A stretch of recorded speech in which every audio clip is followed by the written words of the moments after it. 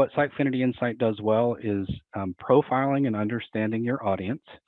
And part of that is yourself coming up with the personas and figuring out what content your audience is looking at. Understanding the customer journey, so you can track people from the time they're anonymous all the way till the time they become a known user. You can see all the pages they've looked at, forums they've interacted with, just their journey through the site.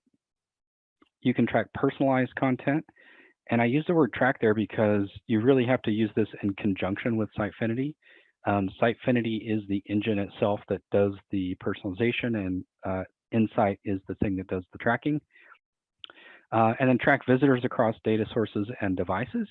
And the way that works is with a cookie and with their email address. So as long as that user has used a device before on your site, once they convert to a known contact by completing a form, then you can track them. And as long as they've done that on multiple devices, you can see what they've done across devices.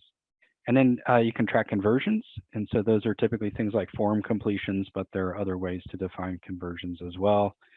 And then this is kind of a big one, is to think about how the content attributes to conversions.